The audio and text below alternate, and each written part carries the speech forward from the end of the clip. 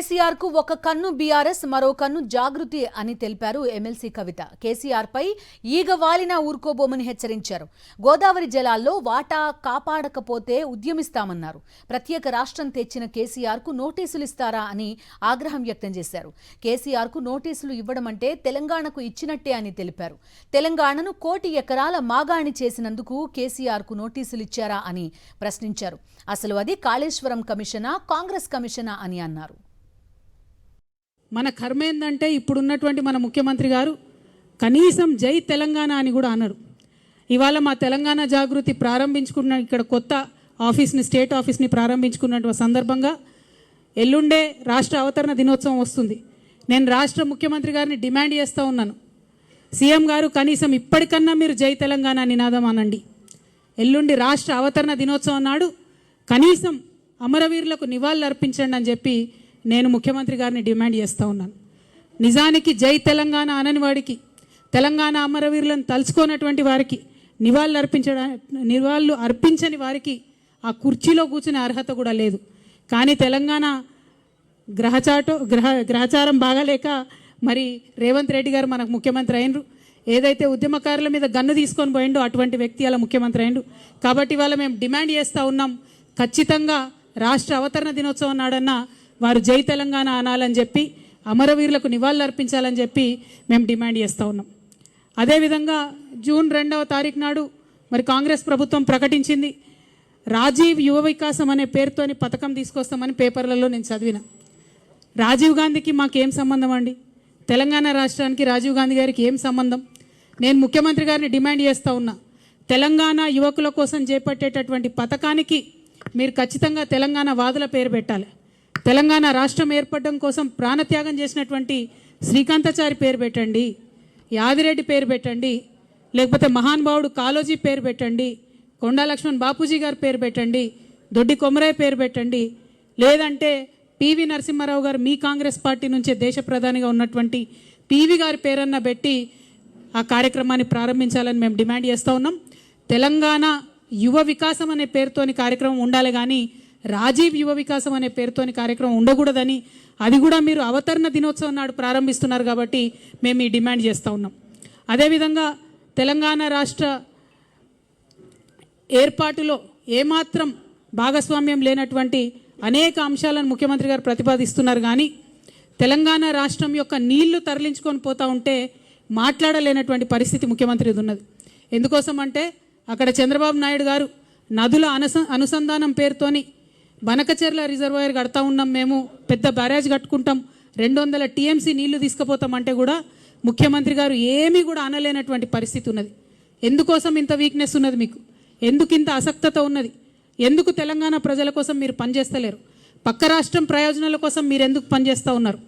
ఆనాడు కేసీఆర్ గారు ముఖ్యమంత్రిగా ఉన్నప్పుడు రివర్ లింకింగ్ ప్రాజెక్ట్ ఏదైతే కేంద్ర ప్రభుత్వం ప్రతిపాదించిందో దాన్ని ఖచ్చితంగా తుపాకులగూడెం బ్యారేజ్ దగ్గర నుండి ప్రారంభించాలని కేసీఆర్ గారు ప్రతిపాదించారు. కానీ ఆనాడు కేంద్రం ఒప్పుకోలే, మేము ఇచ్చంపల్లి దగ్గర పెడతాం రివర్ లింకేజ్ అని చెప్పడం జరిగింది. మరి ఇవాళ ఏ మీటింగ్ కాలేదు, ఏ అపెక్స్ కౌన్సిల్ కలవలేదు, కేంద్ర ప్రభుత్వం రాష్ట్ర ప్రభుత్వంతో చర్చలు జరపలేదు.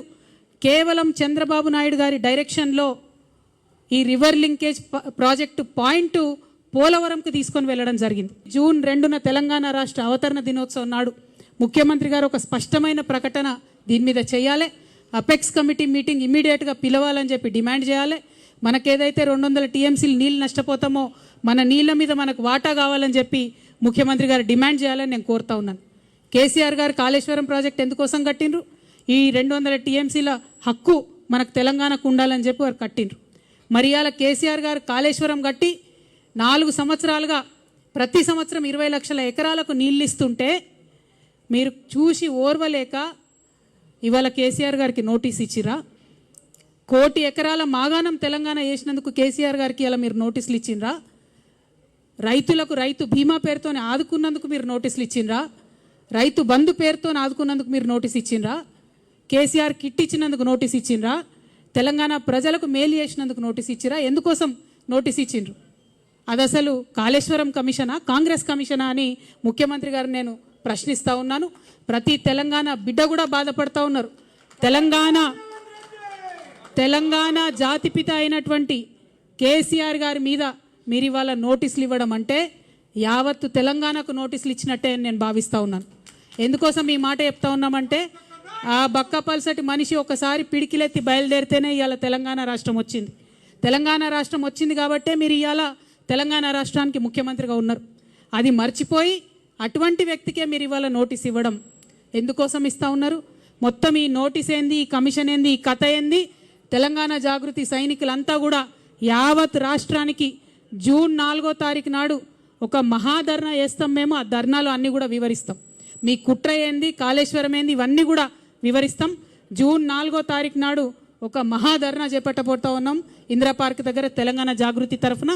ఖచ్చితంగా అక్కడ మొత్తం కూడా మీరు ఎట్లా గుత్తేదారులకు వంతబాడుతున్నారు, ఎట్లా తెలంగాణ రైతాంగాన్ని ఎండబెడుతున్నారు, ఎందుకోసం కాళేశ్వరం ప్రాజెక్టు మీరు వాడతలేరు, ఎందుకు నిర్వీర్యం చేస్తున్నారు, ఈ అంశాలన్నీ కూడా తెలంగాణ ప్రజల ముందు బట్టబయలు చేస్తామని చెప్పి ఈ సందర్భంగా మేము తెలియజేస్తూ ఉన్నాం.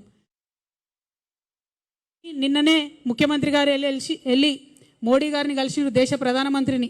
అనేక ప్రాజెక్టుల గురించి మాట్లాడినారు కానీ బీసీ బిల్లు గురించి మాట్లాడలేదు. ఇవాళ బీసీ బిల్లు ఈ రాష్ట్రంలో పెట్టించగలిగినామంటే, ఒకటి కాదు 2 బిల్లులు పెట్టించినామంటే దాంట్లో తెలంగాణ జాగృతి యూపీఎఫ్ పాత్ర ఉందన్న విషయాన్ని తెలంగాణ బీసీ బిడ్డలు ఎప్పుడు కూడా విస్మరించారని చెప్పి సందర్భంగా నేను గుర్తు చేస్తూ, మీరు మర్చిపోవచ్చుగాక కానీ మేము మర్చిపోలేదు. బీజేపీ వాళ్ళకి హెచ్చరిక చేస్తూ ఉన్నాం, మీరు బీసీ బిల్లును డీప్ ఫ్రిడ్జ్లో పెట్టే ప్రయత్నం చేస్తే కొన్ని రోజుల తర్వాత మళ్ళా జాగృతి కార్యాచరణ తీసుకుంటుంది. ఖచ్చితంగా కేంద్రానికి సెగదలిగే విధంగా రైల్ రోకా లాంటి కార్యక్రమాలను కూడా తీసుకొని పెద్ద ఎత్తున ముందుకెళ్తామని చెప్పి, బీసీలకు 42% రిజర్వేషన్లు లోకల్ బాడీ ఎన్నికలు పెట్టే లోపలనే తెలంగాణ జాగృతి తరఫున పోరాటం చేసి సాధించుకుంటామని కూడా ఈ సందర్భంగా తెలియజేస్తూ ఉన్నాం. అట్లానే తెలంగాణ మహిళలకు మీరు ప్రామిస్ చేసినటువంటి 2500 రూపాయలు ఏదైతే ఉందో అది సాధించే వరకు కూడా తెలంగాణ జాగృతి విశ్రమించకుండా కూడా పోరాటం చేస్తుందని ఈ సందర్భంగా తెలియజేస్తున్నాం. తెలంగాణ స్టూడెంట్స్కి, ఆడపిల్లలకు ముఖ్యంగా మీరు ఇస్తామన్న స్కూటీలు ఇవ్వకుండా చేస్తున్నటువంటి మోసాన్ని కూడా ఖచ్చితంగా ప్రతి కాలేజ్కు, ప్రతి విద్యార్థి దగ్గరికి తెలంగాణ జాగృతి విద్యార్థి విభాగం నుంచి వెళ్ళి పోరాటం చేసి సాధించుకుంటామని కూడా ఈ సందర్భంగా తెలియజేస్తూ ఉన్నాం. తెలంగాణ జాగృతి నుండి మైనారిటీ హక్కుల కోసం కూడా పెద్ద ఎత్తున ఉద్యమం చేస్తాం.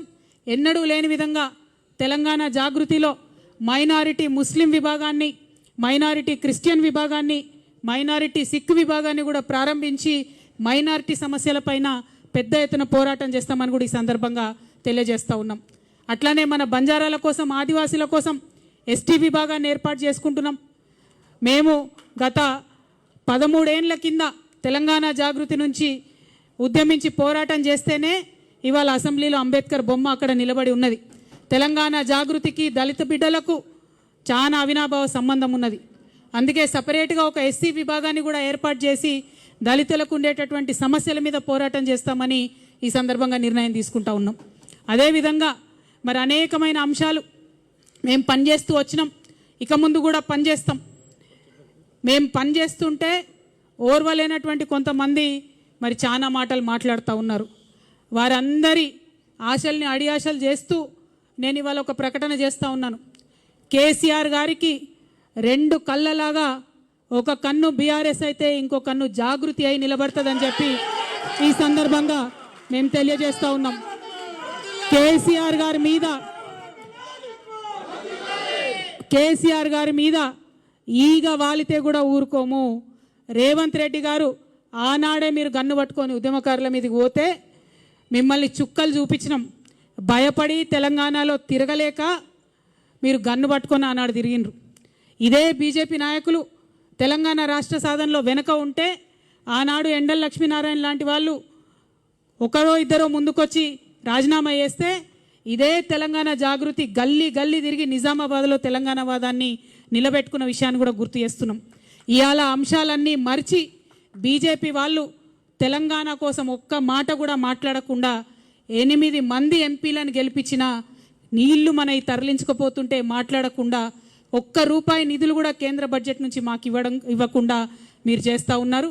ఖచ్చితంగా బీజేపీ వాళ్ళు ఒకవేళ బీసీ బిల్లు మీద మీరు ముందడుగేయపోయినా, గోదావరి జలాలలో మన వాటాను కాపాడకపోయినా మళ్ళీ తెలంగాణ జాగృతి పవర్ ఏందో ఖచ్చితంగా చూపిస్తాం.